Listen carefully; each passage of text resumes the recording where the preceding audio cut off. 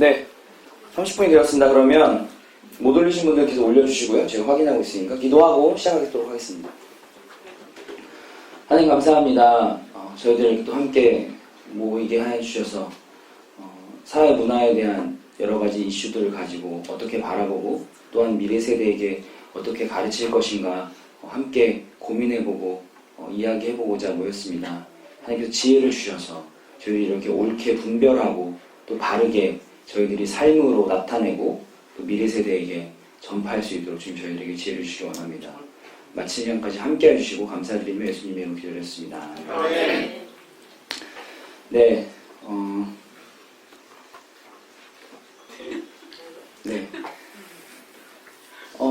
이 주제를 준비하면서 사실은 제가 그동안 강습회에 제가 2010년부터 참여를 했고요. 강의는 한 2012년 정도부터 한 것 같은데 가장 힘든 주제였습니다. 물론 제가 준비하는 데에 물리적인 시간적 어려움도 있었고요. 또 하나는 교회 내에서 과연 이 주제가 어떻게 받아들여질까라고 하는 두려움도 있고 그 다음에 이제 뭐 뒤에 가서 얘기하겠지만 결론은 어쨌든 성경을 어떻게 해석하느냐의 문제예요. 페미니즘을 바라보는 관점은. 근데 이제 그것이 성도님들이 어떻게 받아들이실 수 있을지 그런 좀 두려움이 있어서 제가 어지간하면 이렇게 남들 앞에서 말하는 거 안 부담스러워 하거든요. 근데 오늘 굉장히 좀 부담스럽고 계속해서 교회에서 기도 집회할 때마다 기도 요청을 한 건 이번이 처음인 것 같습니다. 저희가 스텝 모임에서 이제 여러 가지 지금 사회적인 이슈들이 있습니다. 교회를 둘러싼 다양한 이슈들이 있는데요. 그 이슈들을 교사들이 어떻게 바라보고 그것을 어떻게 대응하고 또한 우리의 미래 세대에게 어떻게 전해줘야 하는지를 좀 이야기했으면 좋겠다라고 이야기가 돼서 제가 이제 일단 첫 번째는 그럼 제가 맡겠다 이렇게 했고요. 뭐 다양한 주제들이 있는데 여러 주제 중에서 제가 이제 페미니즘을 선택한 이유는 평상시에도 제가 이제 약간 관심이 있는 분야이기도 하고요. 사무실에서 이제 제가 바로 옆에 있는 분이 페미니즘 강사세요. 그래서 이제 회사에서 수시로 이 문제에 대해서 토론을 합니다. 예, 사실 뭐 서로 이렇게 결론 안 나는 철길과 같은 토론을 하는데요. 그래서 조금 성도님들에게 잘 알려드릴 수 있을 것 같다 이런 생각이 좀 들어서 제가 이 주제를 선택을 하게 되었습니다. 저는 지극히 가부장적인 가정 환경에서 자랐습니다. 갑자기 이제 독백의 시간이 되었는데요. 저희 아버님, 뭐 저희 세대 부모님들은 다 그러셨겠지만 손가락에 물 한 방울 안 묻히시는 아버님이셨어요.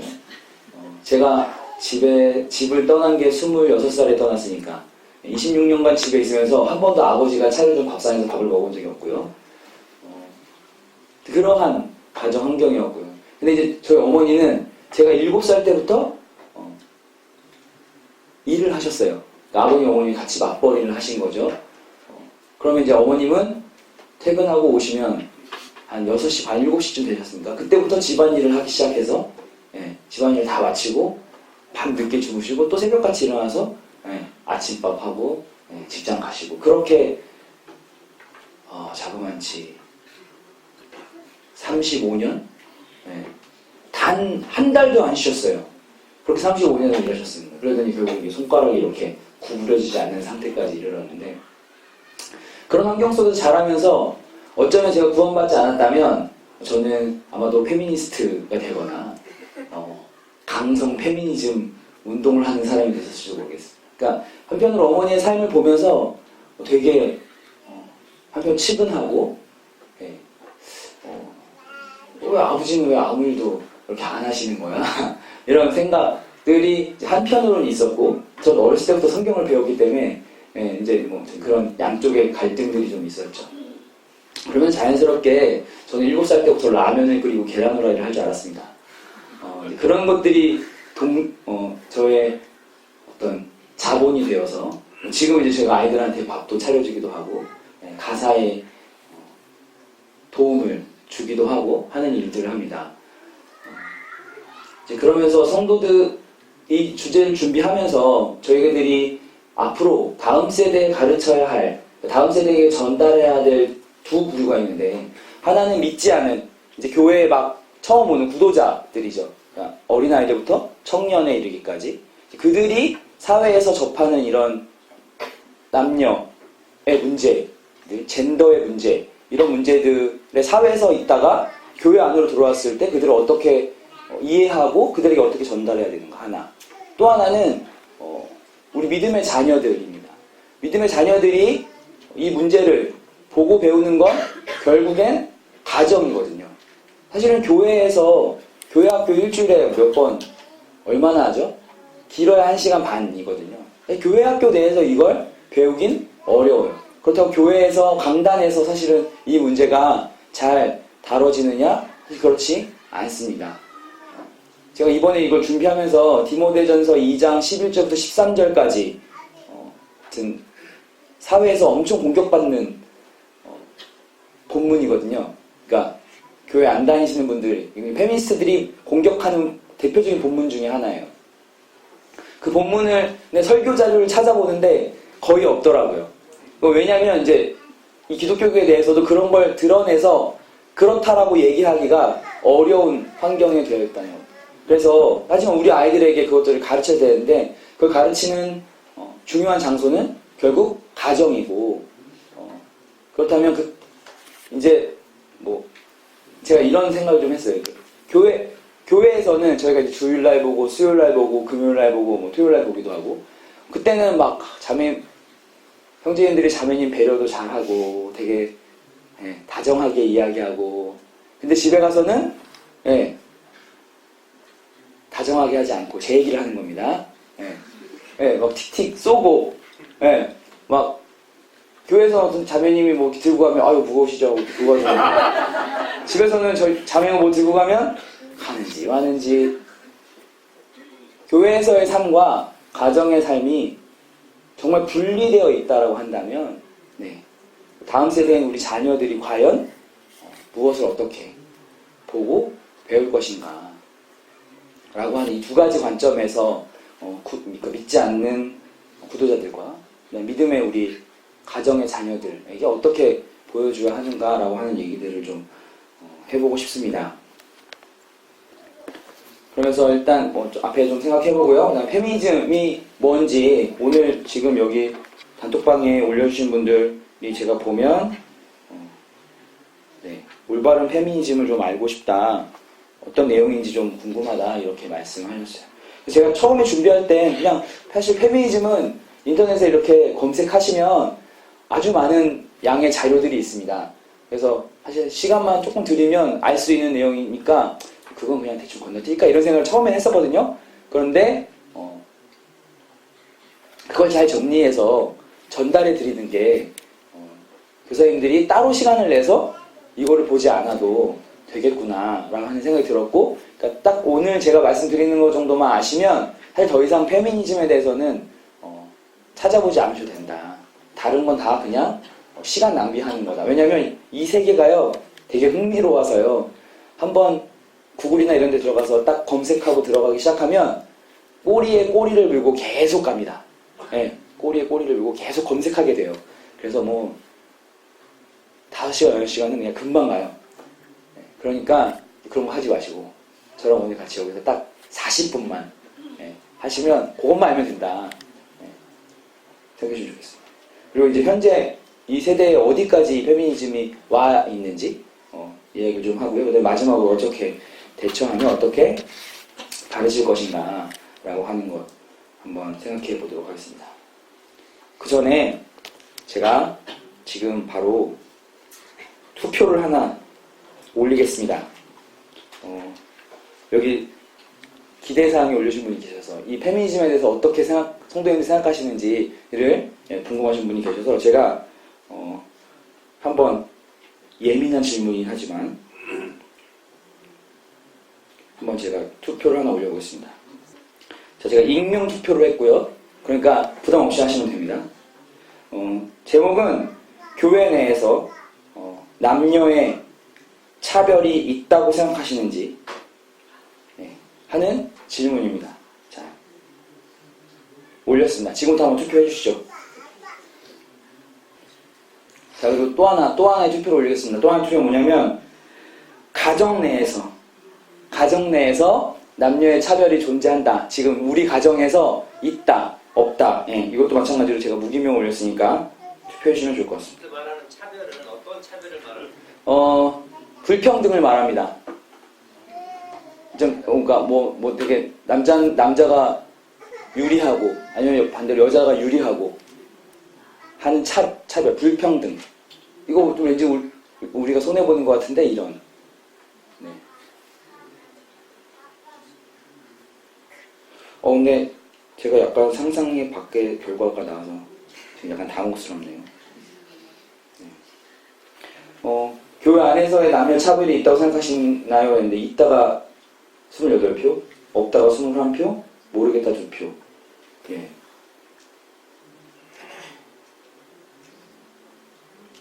그 다음에 가정 내에서는 있다가 29표, 없다가 16표, 모르겠다가 5표. 네. 이러면 또 얘기가 다른 방향으로 가야 되는데. 예. 왜 그러냐면, 제가 이걸 이제 준비하면서 교회, 이제 여기서 말하는 교회는 우리 모임 내입니다. 모임 내에 과연 어떤 불평등이 존재할까라고 하는 것에 대해서 제가 청년들을 열심히 붙잡고 물어봤어요. 그런데 다들 저한테는 없다고 했거든요. 그래서 말씀으로 잘 옳게 배웠구나. 저 이렇게 생각했는데 여기 지금 있다가 이렇게 많으니 무기명이라고 물어볼 수도 없고. 좋습니다. 일단 뒤에 아무튼 얘기해볼 수 있으면 얘기해보겠습니다. 첫 번째, 여기 제가 이제부터 언급되는 단어들 몇 개나 알고 다른 사람에게 설명할 수 있으신지 한번 머릿속으로 새하려 보세요. 자, 첫 번째, 페미니즘. 이거 다른 사람을 붙잡고 다른 사람이 나에게 질문했을 때 내가 말할 수 있다. 자, 페미니즘. 다음 두 번째, 성평등. 세 번째, 82년생 김지영. 네. 차별. 미투. 미러링. 남혐, 여혐. 네, 제가 합쳐서 그냥 남여혐이라고 썼습니다. 탈코르셋. 메갈. 한남. 낙태. 동성애. 젠더. 퀴어. 자, 이렇게 해서 15개인데요. 네, 이 중에서 나는 다른 사람에게 이 내용을 10개 이상 설명할 수 있다. 2분, 3분, 4분. 좋습니다. 5개 미만이다, 나는. 5개 이하다. 네, 좋습니다. 이게 각기 다 다른 단어 같지만 사실은 다 연관되어 있는 단어들입니다. 그러니까 이제 우리가 오늘 페미니즘을 하지만 이 페미니즘에서 확산되면, 그러니까 페미니즘이 주요 다루고 있는 여성의 인권의 문제에 있어서 가장 앞서서 내세우는 게 바로 낙태의 문제입니다. 여성에게 낙태를 허용할 것인가 말 것인가 라고 하는 부분, 이제 이게 사회적인 이슈고요. 그 다음은 그보다 더 깊이 그러니까 페미니즘이 근본적으로 나온 건 성평등이라고 하는 개념에서 나온 거고요. 그 다음에 페미니즘, 여성의 인권을 존중하려면 낙태를 찬성해야 한다는 거고, 그리고 그 낙태를 더 들어가면 여성이 남성을 벗어나려면 여성이 여성을 좋아하는 것, 성적 지향을 동성애라고 하죠. 그 동성애도 허용해야 한다라고 하는 흐름으로 깊숙이 들어가면 이제 그렇게 가고 있습니다. 그리고 페미니즘을 하는 여권의 신장을 주장하는 사람들이 남성들에게 너네가 그동안 얼마나 잘 먹고 잘 살았는지 니네 한번 봐봐 라고 하는 게 바로 미러링이라고 하는 겁니다. 대표적으로 이제 90년 아니죠. 2010년도 초반에 한창 김치녀, 된장녀 이런 말들 유행했습니다. 기억나시죠? 예, 그러면서 이 페미니즘 운동하시는 분들이 미러링이라고 하면 거울로 보여주는, 거울로 상대방을 보여주는, 우리 옛날에 흔히 하던 이 바보, 반사, 이거에 똑같은 거예요. 예, 그러면 이 김치녀 그러면 반사 한남춘 이렇게 하는 거거든요. 미러링이라고 하는 게. 그래서 여기 말하는 한남, 한심한 남자, 예, 이런 뜻이에요. 그 다음에 이제 뭐 여기 메갈이라는 표현이 있는데, 이건 이제 뒤에서 얘기할 우리나라의 이런 급진적 페미니스트들이 이렇게 모여서 있는 사이트, 여러 사이트 중에 하나입니다. 메갈리아라고 하는 사이트인데, 원래 이제 이 페미니즘이 처음 나왔던 프랑스의 소설, 이갈리아라고 하는 소설이 있어요. 그 소설에서 이렇게 만들어진 말이에요. 이제 위투 아실 테고, 예, 탈코르셋은 사회의 여러 가지 인식으로부터, 특히나 이제 외모 지상주의로부터 억압받는 여성의 해방을 주장하면서 이야기한 것이 바로 이 탈코르셋입니다. 그리고 이제 젠더는 남성, 여성 할 때, 예, 우리가 천부적으로 받은 성을 말합니다. 남성, 여성. 두 개만 있을까요? 이걸 얘기하는 사람들은 이제 더 있다라고 얘기합니다. 제3회, 그러니까 남성, 여성, 간성이라고 있습니다. 그게 뭐냐면, 그러니까 뭐라죠? 생물학적으로, 교수님 계시지만, 네, 생물학적으로 이제 염색체는 있는데 몸이 보여지는 게 다른 거죠. 그러니까 염색체는 XX인데 맞나요? 예. 생식기가 남자 생식기 갖고 태어나고 여자 생식기 그렇게 간성이라고 합니다. 그건 이제 어렸을 때 판단을 하죠. 얘를 어떻게 할지를. 그래서 이제 수술을 하거나 하는데 이제 그것도 거부합니다. 예, 그래서 그런 것들 젠더가 있고요. 저도 이제 이번에 알았는데 저는 그렇게 세 가지만 있는 줄 알았거든요. 엄청 많아요. 예, 그냥 내가 기분이 이럴 때는 난 남성 할래. 나 이럴 땐 여성 할래. 이것도 돼요.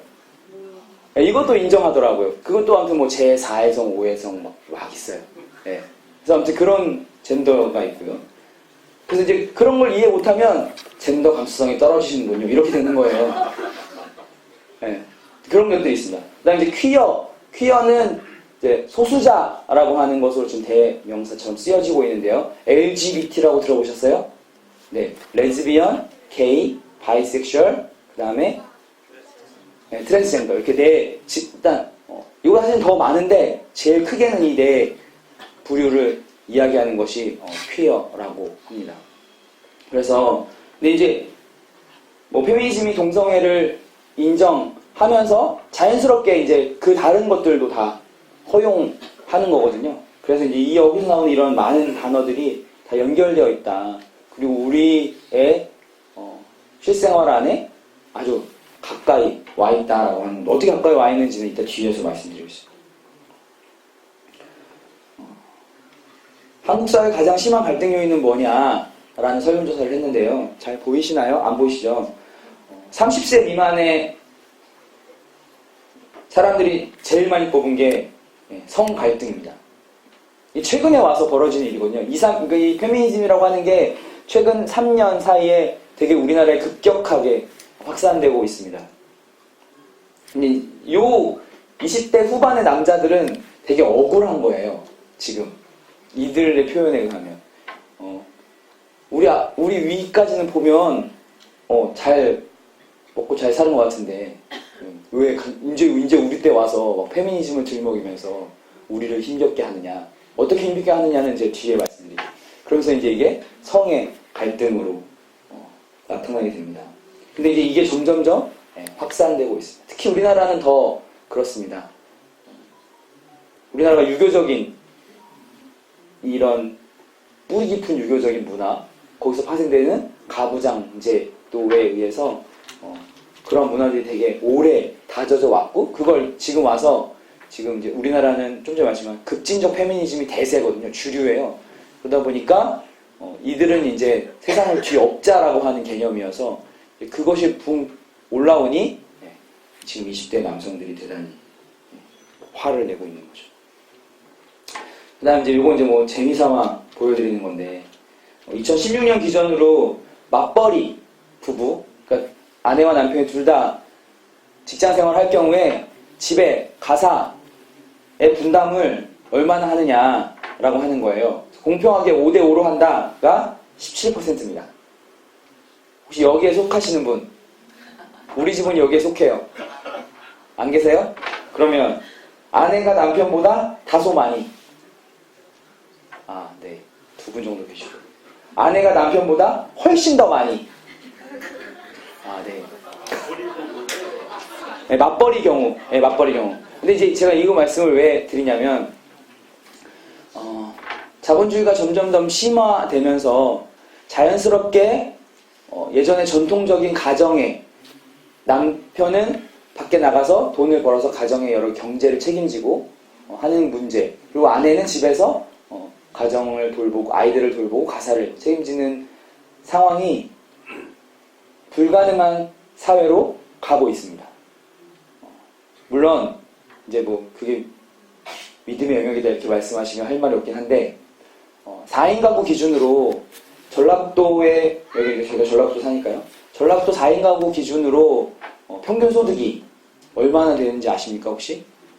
210만 원 정도 됩니다. 네, 210만 원.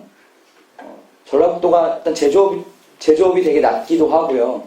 그러니까 주로 공공의 일자리들과 일부 대기업. 근데 이제 이 통계도 최근에 군산의 대우와 거기가 무너지면서 더 내려갔을 거예요. 그러니까 사실은 4인 가구가 210만 원, 뭐 많이 봐줘서 250만 원 정도 번다고 치고 4인 가구가 250만 원 가지고 살 수 있을까요? 살면 살죠. 어떻게 사느냐의 문제죠. 그런데 중고등학생들의 교육비를 통계 내보면 아이 하나당 100만 원에서 120만 원 정도 들어요. 그래서 그러면 250만 원 벌면 절반이 이미 아이 교육비로 나가는 거잖아요. 거기에 이제 부식비 하고요. 뭐 이제 성도들이 일단 11조 하고요. 뭐 이거면 사실 쓸 수가 없습니다. 그러게 자연스럽게 그러다 보니 맞벌이를 하게 되고요. 그러면 이제 가사의 문제와 육아의 문제가 남죠. 그러면 세상에서 이제 이게 지금 17%지만 긍정적이게도 2018년도에는 24%로 많이 향상되었어요. 그런데 어쨌든 그런 문제들이 있으면서 그것이 갈등의 요인이 되죠. 맞벌이 하시는 가정의 형제님들 어떠신지요? 여기 17% 안에 들어가세요?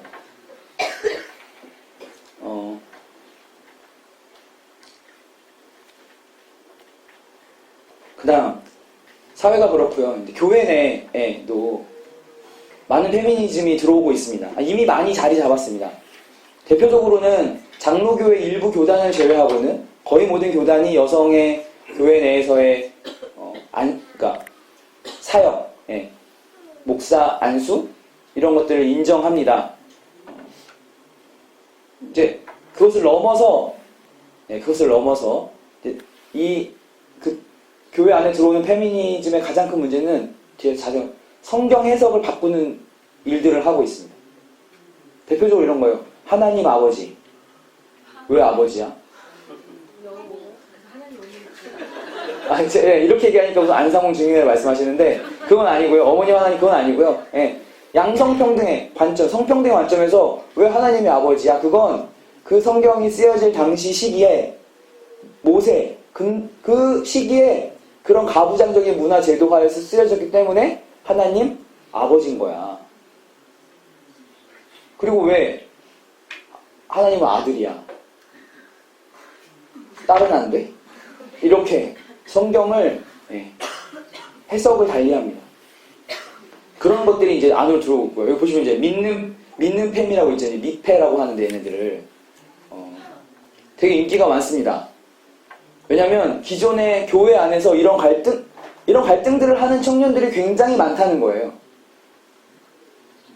왜냐하면 기존의 교계가 대단히 가부장적이거든요. 특히 한국 사회의 교회들이. 그런데 내가 교회 내에서 나는 막 역량이 있고 난 뭔가를 더 하고 싶어. 내가 뭔가를 더 하는 게 난 하나님을 잘 섬기는 것 같아. 근데 너는 여자를 하지 말래. 이거 부당합니다. 이렇게 얘기합니다.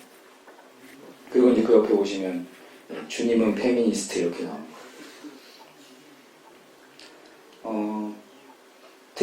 그리고 여기 보시면 이 강호숙 교수와 그 다음에 요 페미니즘과 기독교의 맥락들을 쓴 백소영 교수, 이 두 명은 기독교 내 페미니즘을 알리는 것에 있어서 탑인 두 분이시거든요. 강좌 열면 대단히 인기 좋습니다. 그래서 그러니까 우리 모임은 사실 이런 것에 있어서 많이 잘 모릅니다. 그래서 고민했어요, 사실. 모르는 걸 괜히 알려줘서 긁어 부스럼 만드는 거 아닌가. 저희가 성경대로 배우고, 성경대로 가르치고, 성경대로 우리 앞선 믿음의 선배들의 본을 따라서 사실 쭉 살면 이 문제, 지금 왜 페미니즘이나 이런 페미니스트의 문제들이 사실 저희들과는 별개의 문제예요. 그런데 사실 우리가 그렇게 살고 있지 못하기 때문에 지금 계속해서 사단은 그런 문제들을 통해서 건드리거든요. 비교적 모임 안에서는 이 문제가 그렇게 심하지는 않습니다. 그렇지만 모임을 제외하고 여러 교회들에서는, 그래서 교회 내에서 성경을 페미니즘으로 보는 공부 모임 이런 것들이 굉장히 많이 생기고 있어요.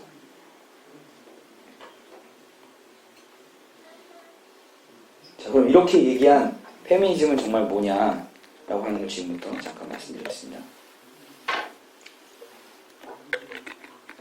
페미니즘이란 남성 중심주의에 반하여 여자들의 인권, 권익 신장과 더불어서 결과적으로 성평등을 추구하는 여러 형태의 사회적 정치적 운동과 사상을 말합니다.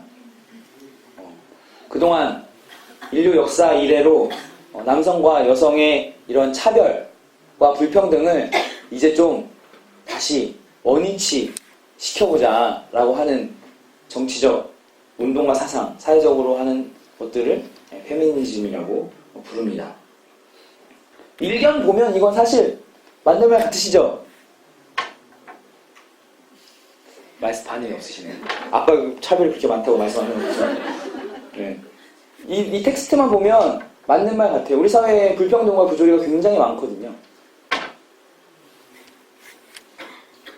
역사입니다.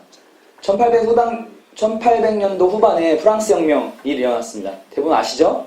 그때 사실은 프랑스 혁명이 중요한 게 아니라 이 프랑스 혁명 바로 뒤에 여성 인권 혁명이라고 하는 것들이 일어납니다. 프랑스에 제일 먼저 여성의 인권, 당시에 프랑스 혁명도 사실은 보면 마치 뭔가 인권과 민주주의를 위한 어떤 혁명이라고 생각할지 모르겠지만 실상은 그냥 어중떠중이들 막 모여서 이러고 있는데 정부가 맞고선 그러니까 먹는 걸 끊겨졌어요. 그랬더니 여성들이 우리 아이 살려야 된다며 벌떼같이 모여들었어요. 사실 그게 이제 프랑스 혁명의 초기의 모습이었거든요. 그걸 이제 다시 막 조직해서 이렇게 간 거였는데, 어쨌든 여성들이 남성에 비해서 뒤쳐져 있는 인권을 올려보자라고 처음에 출발은 바로 이 프랑스 혁명에서 출발합니다.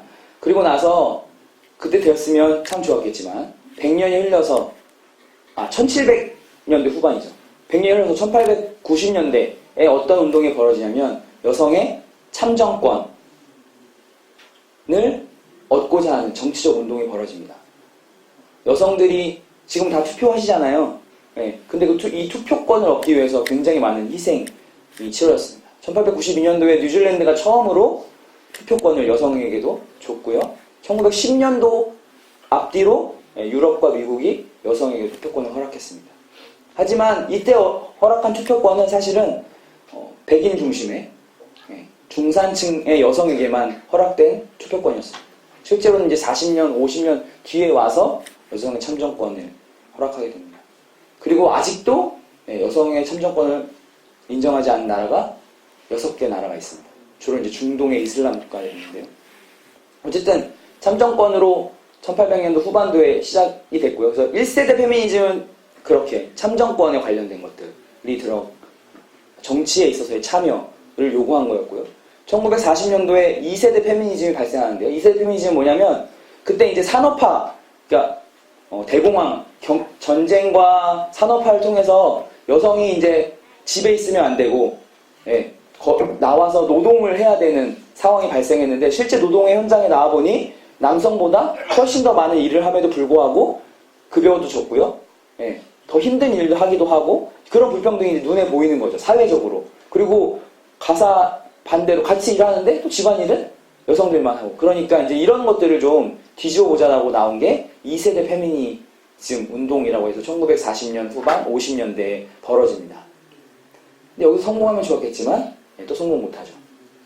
그래서 1980년대 이후에 이제 3세대 페미니즘이 또 나옵니다. 외치는 구호는 똑같아요.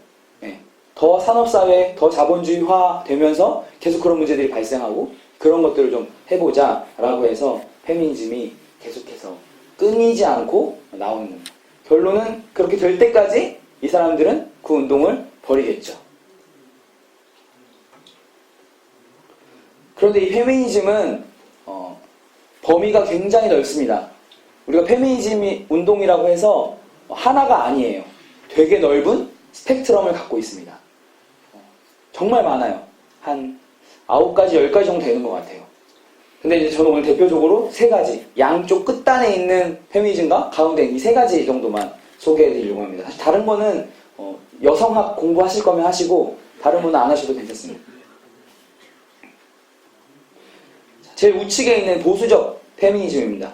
보수적 페미니즘은 여성의 인권 신장에는 동의하지만 사회 이슈적인 면에서 윤리 도덕을 강조하고 보수성을 강조하는 페미니즘입니다. 우리나라 1950년 우리나라 처음 페미니즘 1세대 그 김환란 아세요? 네, 그분부터 시작해서 이 1세대 페미니스트들이 이 보수적 페미니즘을 주장했습니다. 그리고 일부 현재 이제 기독교 내 페미니즘들도 이렇게 좀 나눠지는데요. 일부 기독교 내에서 페미니즘도 이렇게 얘기하는 페미니즘들도 있습니다. 그래서 그냥 이렇게 하면 이렇게 해도 충분히 여성의 인권이나 삶의 질은 올라갈 거야 이렇게 믿고 진행하는 게 보수적 페미니즘이죠. 두 번째는 가운데입니다.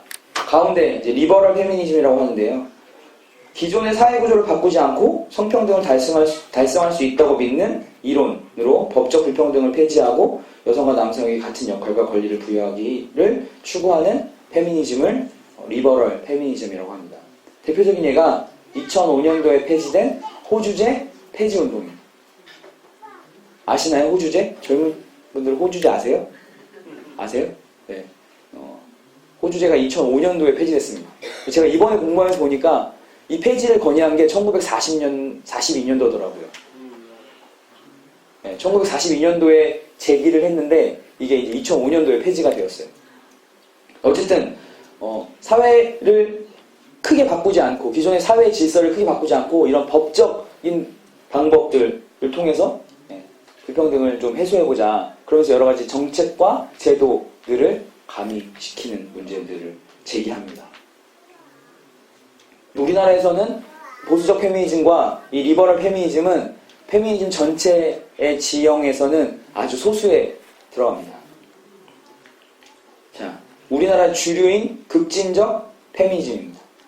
가부장제로 인해 생기는 남녀의 사회적 권력 차이, 즉 젠더 권력 때문에 생긴다는 이론으로 기울어진 운동장을 제거하기 위해 적극적 우대 조치가 필요하다고 주장하는 페미니즘.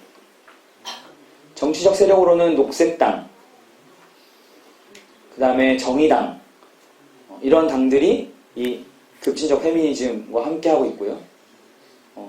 이게 어떤 말이냐면 그냥 지금처럼 해서는 이거 안 바뀐다. 그래서 이분들이 제시하는 것 중에 가장 남성분들이 의아해하는 것은 기업의 임원을 반반씩 해라 라고 하는 겁니다. 그럼 이제 남자들 입장에서는 아니 우리 경쟁에서 올라왔는데 이게 무슨 소리냐 이렇게 되는 거죠. 어쨌든 인위적으로 여성의 위치를 인위적으로 올려주지 않으면 이게 절대 동등해질 수 없다라고 이야기하고 인위적으로 올리기 위한 다양한 방법들을 요구하고 제시하는 게 바로 이 급진적 페미니즘입니다. 어디까지 와 있나 학교 현장에서는 이제 양성평등법 제36조에 보면 양성평등을 위한 교육을 초중고등학교 학생들에게 해라 이렇게 되어 있습니다. 그런데 우리나라 학교 현장에서는 아마 잘 되지 않습니다. 안 된 이유가 저도 이제 이번에 알았습니다. 이 양성평등 기본법은 누가 관리를 하냐면 여성가족부에서 관리를 해요. 네. 그런데 이 여성가족부에서 관리를 하는데 아이들의 교육은 이 교육기본법은 어디서 관리할까요? 교육부에서 관리를 해요. 서로 같이 손 맞잡고 일을 할까요? 안 할까요? 안 해요. 네. 그래서 여성가족부에서는 해라. 다른 것도 바쁘다. 이렇게 지금 우리나라의 현재 학교 현장에서 되고 있습니다.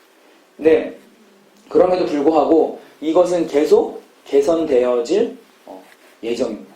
특히 전라북도 같은 경우에 우리 김승환 교육감 이미 이런 것에 있어서 되게 열심히 하시고자 하시는 분 중에서 한 분입니다. 그래서 교육기본법 제17조 2자 보면 남녀 평등 정신을 보다 적극적으로 실현할 수 있는 시책을 실시해야 한다 이렇게 되어 있는데 실제로는 지금 현재는 초중고등학교에 한 2차시 정도의 교재가 수업과 연계되어서 개발되어 있는 정도, 그리고 남녀평등교육심의회라고 해서 학교에서 하는 프로그램이나 인사나 이런 것들을 남녀평등에 맞는지 사전에 체크하는 위원회를 운영하고 있습니다. 그러면서 제가 학교에서 쓰여지는 수업 그 PPT를 제가 다운받아 왔어요. 아이들에게 이렇게 합니다. 남자애가 왜 이렇게 겁이 많아? 남자가 왜 우는 건데 남자 이렇게 얘기하는 거죠. 그 다음에 여자애가 왜 이렇게 힘이 세냐? 실수치 못하지. 이런 말들을 하는 겁니다. 이게 무슨 말입니까?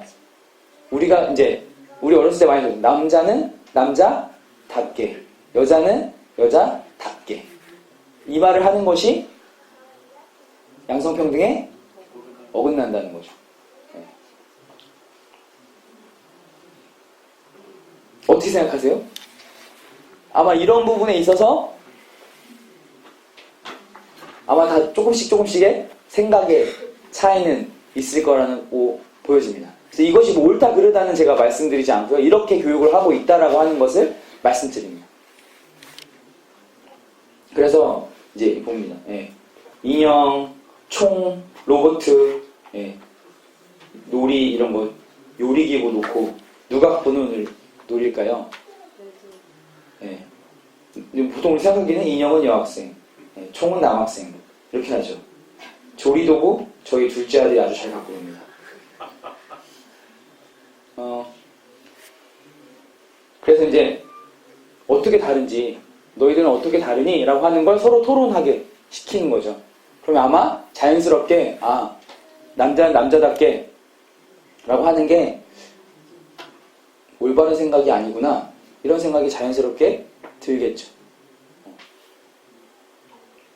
여기 이제 중학교입니다. 중학교 교육과정인데요. 남자도 여자도 모두 인간입니다. 되어 있고, 제가 이제 PT 하나만 갖고 왔어요. 성차별일까? 이러면서 이제 10대 그룹의 여성 임원 비율을 이렇게 쭉 놨어요. 이제 우리가 유리천장이라고 혹시 들어보셨는지 모르겠지만, 이게 여자가 뚫기 어려운 거라고 하는데, 실제 비율이 이제 OECD 기준으로 하면 우리나라 거의 낮아요. 여성 임원 비율이. 왜 낮은지는 이제 각자 성도님들의 판단에 맡기겠습니다. 그런데 이제 왜 이 PT를 갖고 왔냐면, 다른 PT도, 다른 내용도 많은데, 이제 이게 그러니까 말씀드렸던 급진적 페미니즘에서 얘기하는 논리거든요. 이걸 그냥 이렇게 두고 계속 이렇게 가봤자 이건 변하지 않는다. 뭔가 새로운 대안이 필요하다라고 하는 걸 얘기하는 겁니다. 동영상을 하나 보여드릴게요.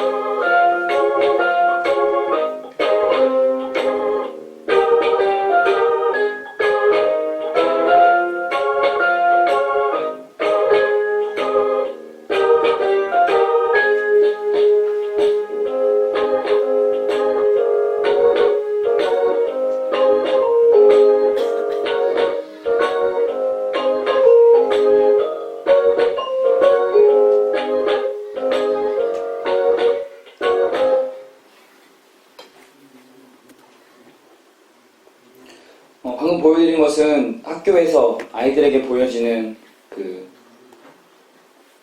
양성평등, 성평등 교육용 동영상입니다. 가장 근저에 깔린 건 바로 인본주의예요. 나답게. 예. 그러니까 너가 하고 싶은 거 해라. 나다운 게 제일 중요한 거다라고 하는 것을 아이들에게 주지시키고요. 두 번째로 하나님께서 만드신 남자 여자의 역할을 무너뜨릴 수 있는 이야기들을 전달하는 거죠. 학교 현장에서 이런 교육들을 하고요. 사회적입니다.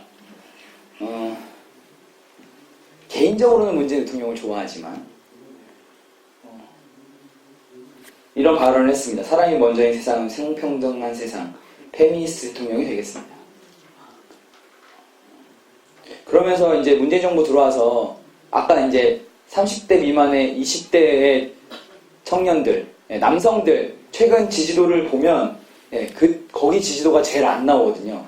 제가 민주당 당원이라 어쩔 수 없이 가입하긴 했는데 어쨌든 제가 이제 계속 와요. 이제 그 리포트가 오거든요. 그러면 20대 남성들이 지금 지지도가 아주 바닥이에요. 이거 이제 그래서 뭐 조국 사태 이후에 이걸 어떻게 해야 되냐 지금 당내에서 되게 논의가 많거든요. 근데 이게 왜 문제가 되냐면 여기 보시면 아시겠지만 정책적으로 이 수단을 사용합니다.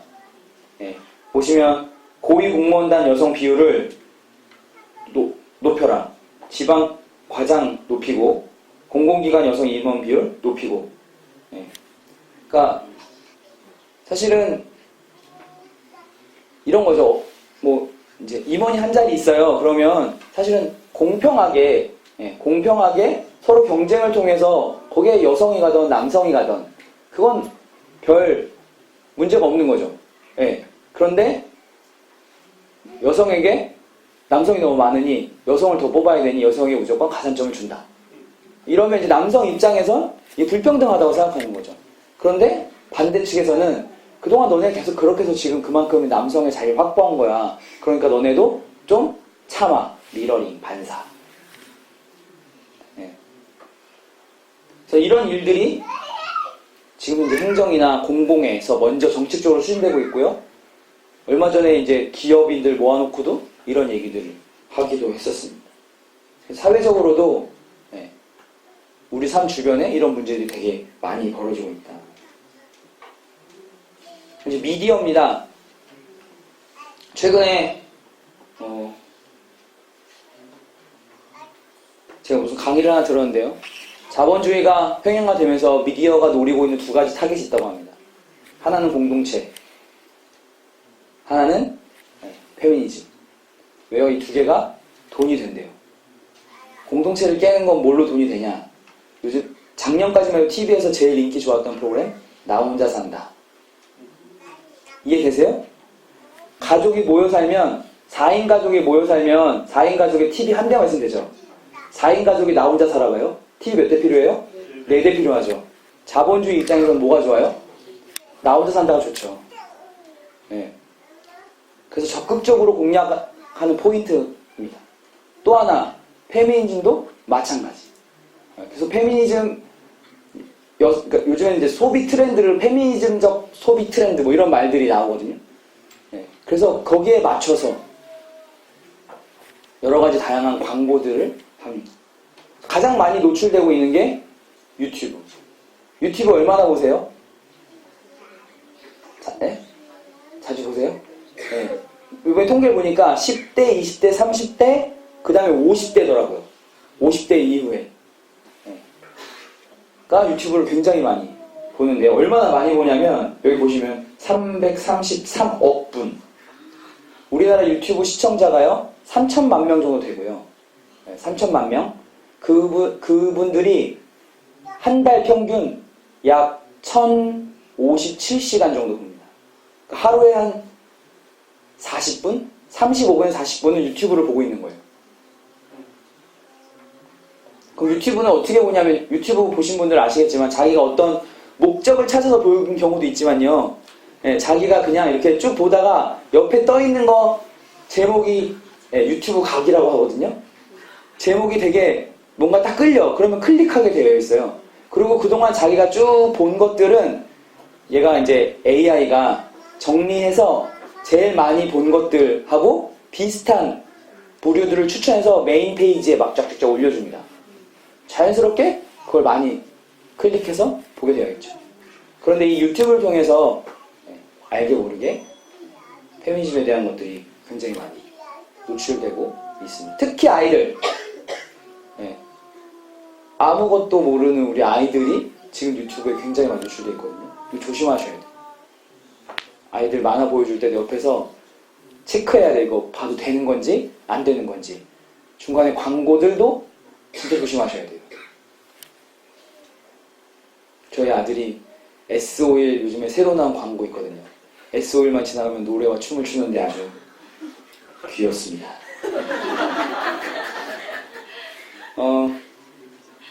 최근에 아주 혹평을 받은 광고 하나 보여드리겠습니다.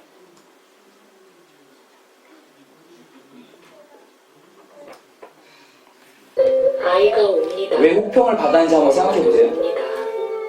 여자일 땐 안 울었는데 엄마 되고 옵니다. 초보 엄마의 인생에 함께 힘이 될게요. 삼성카드 베이비 스토리. 자, 여러분이 페미니스트라면 이 광고에 대해서 어떤 비판을 가하시겠습니까? 아이를 꼭 엄마가 키워야 되냐? 맞습니다. 이게 그해 뽑은 최악의 이런 걸 봤어요. 삼성이 이거 광고하고 금방 내렸어요. 그래서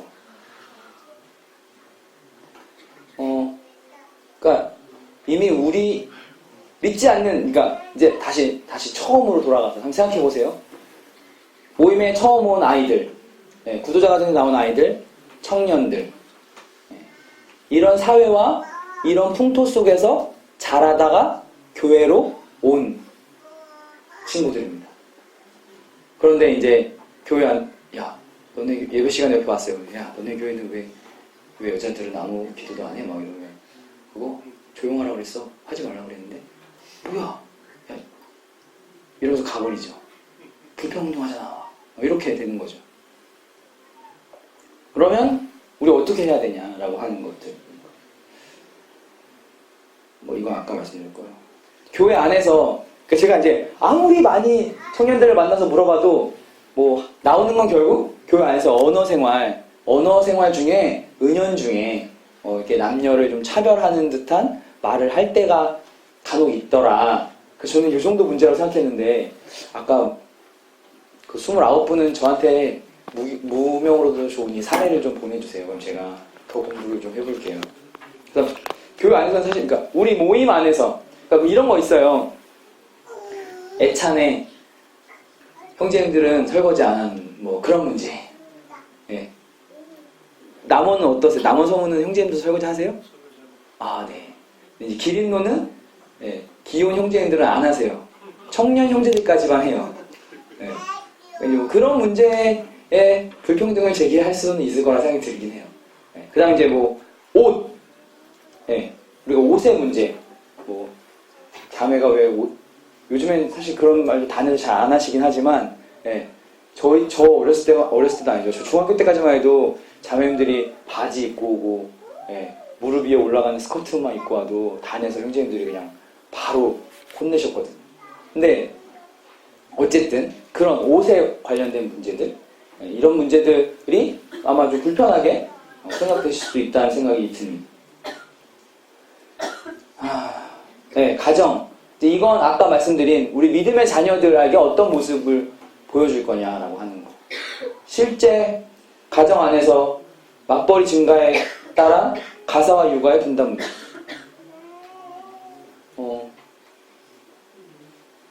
저희 자매가 있어서 하는 말은 아니지만 저희도 맞벌이를 합니다. 그리고 제가 비교적 저녁에 늦어요. 회사 일도 많지만 강의도 나가고 이래서 저녁에 늦는 경우들이 굉장히 많습니다. 한편으로 되게 미안해. 기린노의 성도님도 아시겠지만 저희 아이들이 보통 아이들이 아니거든요. 그리고 이제 유치원들도 이상한 데 보내서 주머니며 신발이며 모래 엄청 갖고 들어와요. 그럼 먼저 막 현관부터 시작해서 그냥 모래가 집안에 막. 예. 근데 그걸 자매가 혼자 애 둘이 이제 유치원 버스 내리면 한 놈 자거든요. 한 없고 뭐 둘 다 잘 때도 있어요. 그럼 이제 걔네들 다 받아서 현관에 내려서 신발대로 털고 옷은 옷대로 다 털고 목욕탕에 집어넣어놓고 씻기고 예, 그거 모래 다 정리하고 이러는 데만 거의 1시간 가까이 걸려요. 퇴근하고 되게 이거 힘든 일이죠. 근데 이제 제가 그걸 잘 못 도와주니까 한편으로 계속 미안한 마음이 있어요.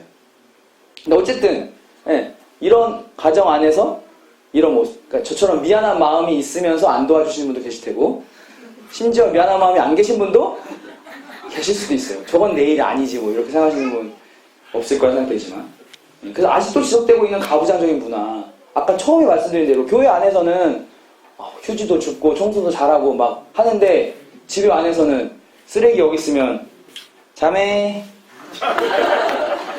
귤 다 까서 먹고 식탁 위에 그냥 두고. 네. 혹시 형제님들 중에서 음식물 쓰레기나 분리수거 버리시는 분? 네, 묻지 않겠습니다. 네. 아이들이 이제 그러니까 자매님들이 말씀은 안 하시겠죠. 네, 차마. 하지만 표정으로 드러나고 행동으로 드러납니다. 우리 아이들이 그걸 다 보고 있는 거죠. 그 다음에 이제 이건 제가 오늘 결혼 후 발생되는 현실적인 문제들, 양가 시부모님, 명절. 솔직히 저는 모임 안에서는 이런 문제 많이 안 일어날 줄 알았어요. 네. 뭐 우리 부모님한테 용돈 20만 원 드렸는데 왜 우리 친정 부모님한테 용돈 10만 원밖에 안 드려? 이런 얘기? 저는 사실 모임 안에서는 이런 얘기는 잘 안 나올 줄 알았는데 제가 오늘 몇 분한테 물어보니까 이런 얘기 하신다고 하더라고요. 관심 좋겠지. 근데 이 문제도요. 네, 이 문제도 결국은 좀 전에 얘기한 양성평등에서 온 거거든요, 사실. 이거 이제 누가 잘했다 못했다의 문제가 아니라 이런 문제들이 현재 믿음의 가정 안에서 벌어지고 있는 문제라는 거죠. 그리고 우리 아이들이 그걸 목도하고 있고요. 그래도 아직 뭐 추석에 왜 친정을 먼저 가니 시댁을 먼저 가니 그런 말은 아마 안 나오실 거라 생각이 들긴 하지만 예. 이런 현실적인 문제들이 우리 가정 안에서 벌어지고 있다.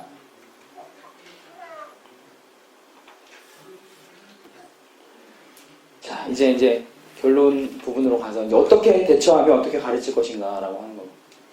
먼저는 일반 기독교계 내에서 이 여성의 권위에, 그러니까 여성의 지위와 위치의 문제에 있어서 어떻게 바라보는지 크게 네 가지로 나눠서 봅니다. 우리 모임이 아니고요. 일반적으로 교계 내에서 어떠한 입장을 취하고 있는지를 먼저 말씀을 드리겠습니다. 제가 이번을 준비하면서 총 3권의 책을 봤어요. 여기 보시면 페미니즘 시대의 그리스도인이라고 하는 IVP에서 나온 책인데요. 이 책은 여러 보고서들로 이루어진 책입니다.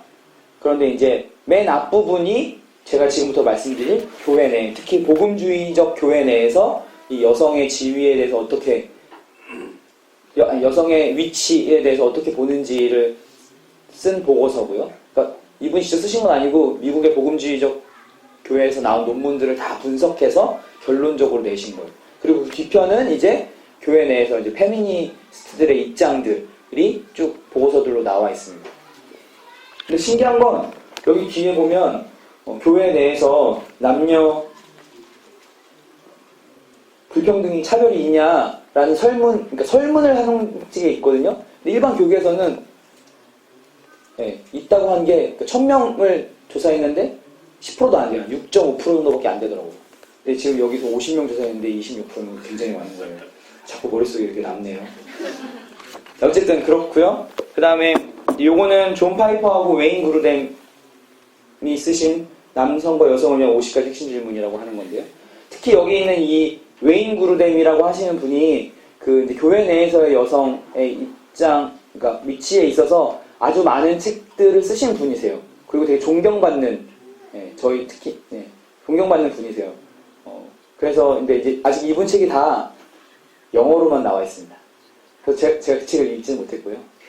근데 찾아보니까 그렇게 말씀하시더라고요. 특히 이제 그런 남성과 여성의 문제를 그냥 남성과 여성이 아니라 복음의 문제와 연결시켜서 설명해 놓은 책들이 굉장히 많다고 하시더라고요. 그 다음에 존 파이퍼 목사님 아시죠? 최근에 엄청 기독교계에서 욕먹는 거 아세요? 큰 포럼에 가서 어느 기자가 물었답니다. 사람 많은데 여성의 목사 안수에 대해서 어떻게 생각하십니까? 그랬더니 존 파이퍼 목사님이 딱 두 가지. 고홈. 존 메가 목사님. 네. 존 메가 목사님. 그렇게 고홈 이렇게 했다고 하더라고요. 근데 이제 그러니까 저희와 같은, 그러니까 모임과 같은 그 여성의 위치에 대해서 생각을 갖고 계신 분들, 보수적으로 성경을 그러니까 세대주의적 해석을 하시는 분들은 지금 이제 교계 내에서 그렇게 이런 말 표현, 욕을 먹고 있는 상황. 그리고 이제 제가 마지막에 전도출판에서 나온 남자와 여자의 동등하며 서로 다른 역할. 이 책, 이 세 권 제가 쭉 읽고 정리를 한 내용입니다. 총 4개의 입장입니다. 첫 번째는 가부장제입니다. 그래서 그러니까 가부장제를 가르친 교회의 입장이 가정과 교회, 여기서 말하는 건 이제 가정과 교회입니다. 가정과 교회 내에서 가부장제가 옳다라고 하는 것들을 가르치는 부류가 있습니다. 남성의 여성의 머리므로 언제 어디서나 여성을 다스려야 한다고 믿는 입장. 그 아래는 이제 근거가 되는 말씀이고요. 그래서 성경에 나타난 창조의 질서가 가정과 교회, 국가에 동일하게 작용해야 한다고 가르칩니다. 그리고 아내는 모든 일에서 남편의 지도를 따라야 하기 때문에 남편은 가족에게 필요할 바를 공급하고 가족을 보호해야 할 책임이 있다. 이렇게. 근데 이렇게 보시면 맞는 얘기죠? 네, 맞는 얘기죠. 국가에 동일하게 이건 약간 퀘스천이지만 가정과 교회 내에서는 맞는 말. 그런데 이제 문제점은 종종 오만에 사로잡힌 모습을 보입니다. 대표적으로 이제 최근에 문제가 되고 있는 세습의 문제. 여기서 말하는 오만은 자신들의 권위를 너무 내세운다고 하는 오만입니다. 그래서 최근에 이제 세습 문제, 이게 맞다, 이거 다른 견해 아니다라고 하는 문제들을 하고요. 가부장제라는 용어가 성경의 가르침과 맞지 않다. 왜 이렇게 해석이 됐냐면, 우리 창세기 2장에 하나님께서 남자와 여자를 창조하셨죠. 하나님 형상대로. 그러니까 남자와 여자는 동등하게 창조됐는데, 이 가부장제를 얘기하는 사람은 그 동등성을 훼손하는 경우가 있습니다. 그래서 이제 얘기하는 거고요. 여성의 사회 진출을 원천 봉쇄하는 것은 합당하지 않은 처사다. 그래서 이 가부장제를 중심으로 놓고 가르치는 부류는 국가에서도, 그러니까 사회적으로도 여성이 남성의 권위 아래 있어야 한다. 이렇게 가르치거든요. 근데 이제 이런 견해가 있습니다. 우리나라는 이렇게 많지는 않고요. 믿을지 모르겠지만 사실은 미국이라고 하는 나라가 굉장히 가부장적이고 남성 중심인 나라입니다. 그래서 이제 여기서 나오는 이 견해들은 주로 미국에 있는 교단들의 분석입니다. 그 다음에 상보론입니다. 그래서 보면 아시겠지만 상보, 서로 보완하는 역할이다라고 하는 겁니다. 본질적으로는 존엄성 및 인간으로서의 인격성이 있어 동등하게 창조하셨지만 서로 다른 면을 가지고 있어 그 점에서 상보적이 되도록 하셨다라고 합니다.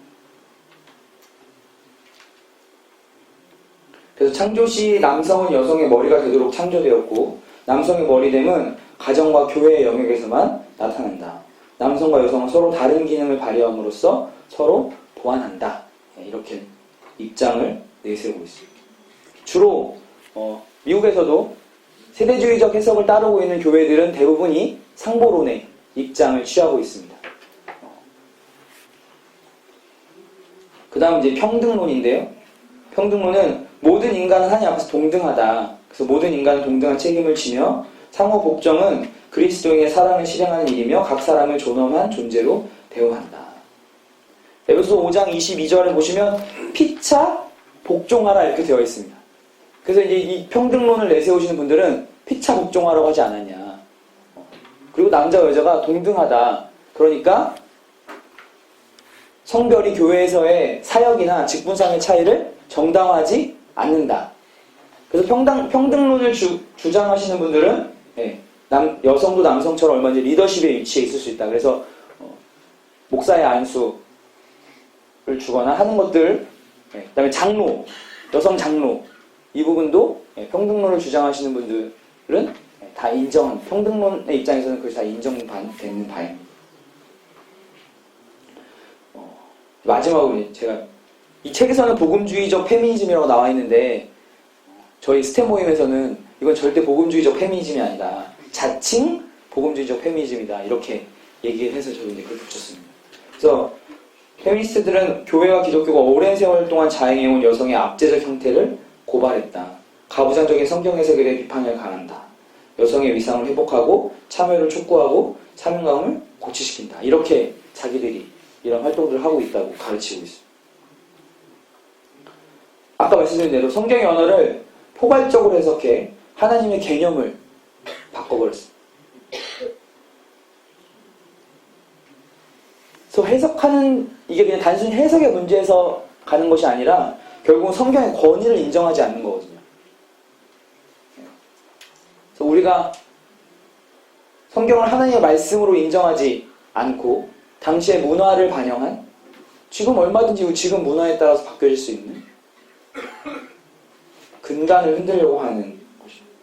그리고 더 나아가서 아까 말씀드린 대로 동성애도 찬성하고 낙태도 해야 한다고 하고 하는 문제들을 이야기하고 있습니다.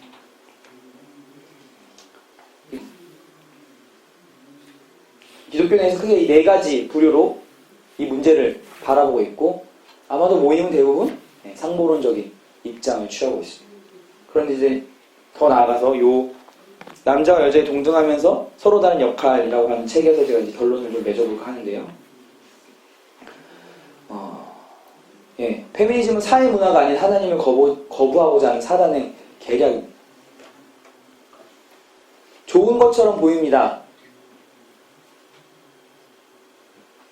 여성의 인권을 향상시키고 차별받고 억압받는 약자를 보호하는 것처럼 보이나 실제로는 인본주의 중심의 사람을 미혹해하는 개념입니다.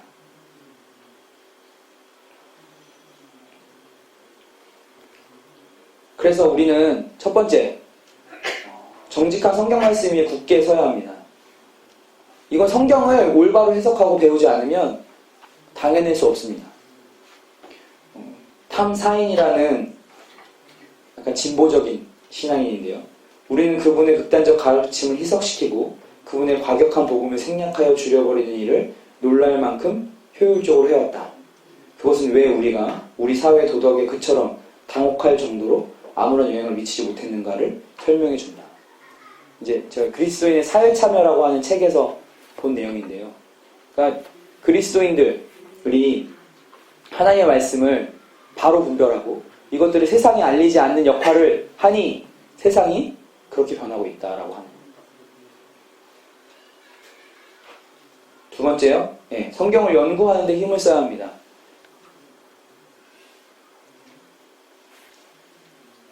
처음엔 말이 안 되는 것처럼 얘기하지만 가만히 보시면 이분들도 다 성경의 근거에서 얘기하고 있거든요. 그래서 성경 연구를 해야 돼요. 이 책 보신 분은 아시겠지만 엄청 많은 성경 구절들이 되어 있고요. 이 책도 50가지 질문에 계속 성경 구절을 대서 이건 이렇고 이건 이렇다. 성경에서 이렇게 얘기한다. 성경이 이렇게 얘기한다. 이렇게 얘기하고 있습니다. 이건 아닙니다. 이 책은 안 그래요. 이 책은 사회 현상을 그냥 얘기하는 책이에요. 무슨 차이냐면 우리의 근본 받침이 돼야 되는 것은 무엇이죠? 말씀이죠. 말씀의 근간이 돼서 이야기해야 되는 겁니다. 아이들이 왔을 때 그냥 그 성경에서 여자는 조용하라고 했어. 그래서 우리 조용하는 거야. 이렇게 이야기할 것이 아니라는 거죠. 왜 하나님께서 그렇게 하셨는지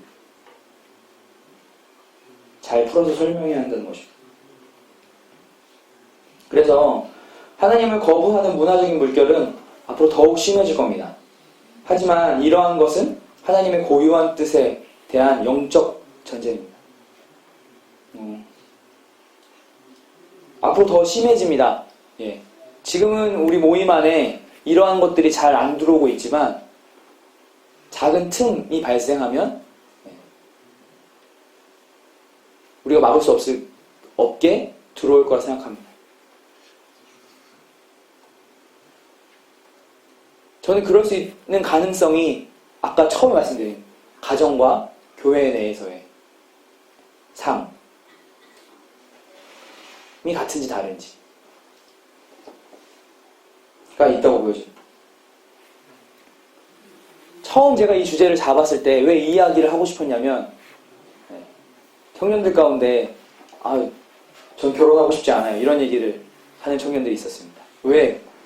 교회 일도 하고 집에 가서 그렇게 애도 봐야 되고 살림도 도와야 되고 어떤 형제 결혼하더니 교회에서 통 얼굴을 볼 수가 없던데요. 그래서 우리 결혼은 하면 안 되겠어요. 이런 얘기를 청년들이 하는 걸 옆에서 지나가 들었습니다. 왜 그런 얘기들을 할까요? 그래서 우리가 정말 사랑하고 있을까? 오늘 아침에 저희 교회 이대 형제한테 제가 물어봤습니다. 자매 사랑해? 네 하고 짧았죠? 이렇게 얘기하더라고요.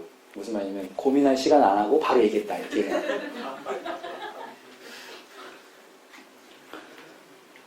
하나님께서 우리에게 하라고 하신 이 사랑, 그러니까 결국 이 다시 페미니즘의 문제는 교회 안에서의 페미니즘의 문제는 결국은 이 사랑의 문제예요. 사랑의 문제입니다. 그 사랑이 어떤 사랑이냐?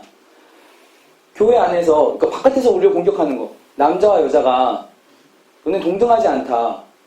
질서라고 얘기하지만 차별이 있다. 왜 여자가 남자한테 복종해야 되냐라고 하지만 사실 그 복종에는 피차 되는 거죠. 그리고 남자에게 하나님 명령하신 게 뭡니까? 그리스도가 교회를 사랑하듯 아내를 사랑하라고 하셨어요. 그럼 그리스도가 교회를 사랑하는 건 어떤 사랑이에요? 자기를 주신 희생의 사랑이거든요. 형제님들, 자매님들 사랑하세요? 그 사랑이 여기 고린도서 13장에서 얘기하고 있는 그리스도가 교회를 사랑하는 것과 같은 사랑이세요? 신앙이 좋을 때는 그렇고 아닐 때는 아니고 내 몸 피곤하면 약간 조금 물론 우린 인간이기에 예수님하고 똑같이 그렇게 할 수는 없겠죠. 하지만 우리의 사랑이 그렇게 가야 된다고 하는 거죠.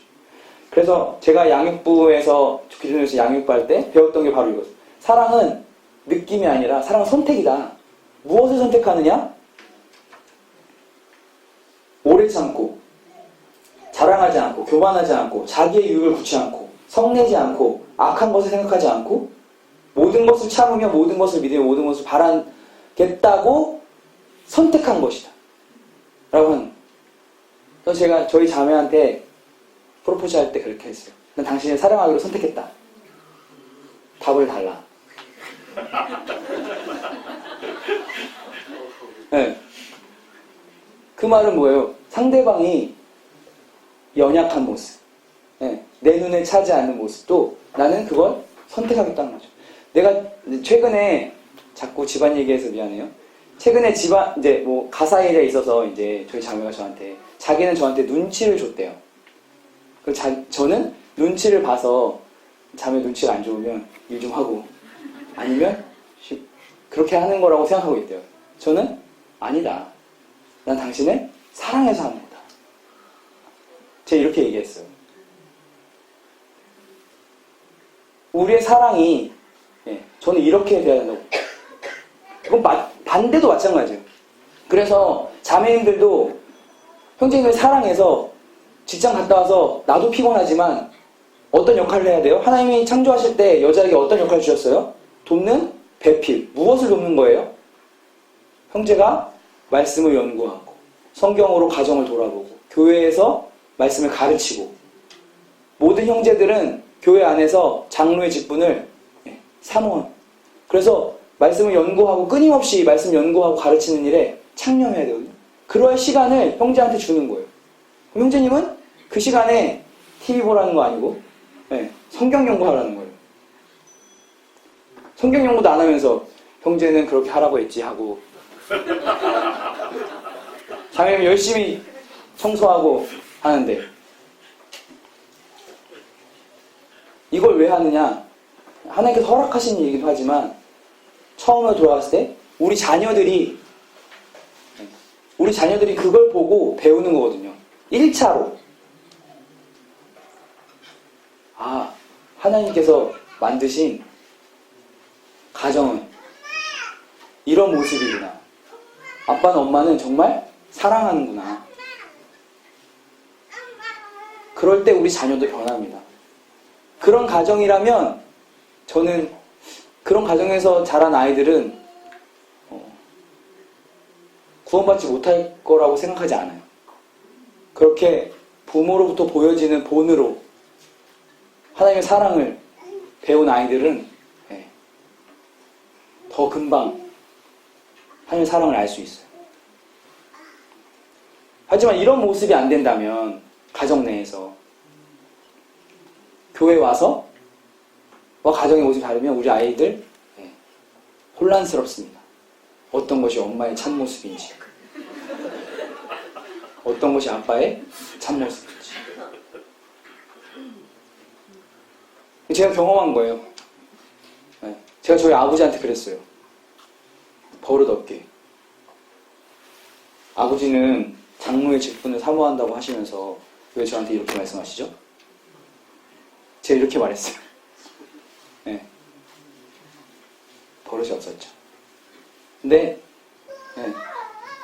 다른 모습을 보이면 아마 저 같은 아이들이 나올 거예요. 마무리하면서 믿지 않는 가정에서 온 아이들, 청년들 어려운 환경 속에서 나옵니다. 그래서 이 아이들에게 아까 얘기한 그런 사회에 문제되는 것들을 우리가 잘 알려주려면 첫 번째 사랑, 성경을 잘 알고 있어야 하고요. 우리가 교사로서. 두 번째, 본으로 사랑으로 보여줘야 돼요. 사실은 어쩌면 믿지 않는 가정에서 나온 아이들에게도 동일해요. 사실 우리가 그 사랑을 보여주면 이 아이들도 자연스럽게 이해될 수 있을 거고, 그리고 우리 믿음의 우리 가정의 아이들 그리스도의 사랑으로 본을 보여주고. 사실 구구절절 페미니즘은 이렇고 말이야, 이건 이렇고 이건 이렇고, 급진적 페미니즘은 세상을 뒤엎게, 이런 거 일일이 설명할 사실 필요 없어요. 왜요? 우리 집은 엄마 아빠가 동등하면서도 서로 역할이 달라요. 그리고 아빠가 밥 할 때도 있고요. 그래요. 이 아이에게 페미니즘은 먼 이야기예요.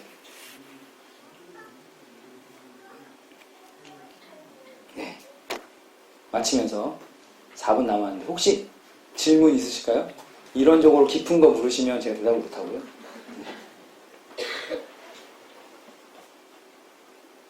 없으세요? 네. 그러면 제 말씀을 제일 잘 들으시면서 고개를 계속 끄덕끄덕 하셨던 김원희 형제님 기도해 주시고 마실까요?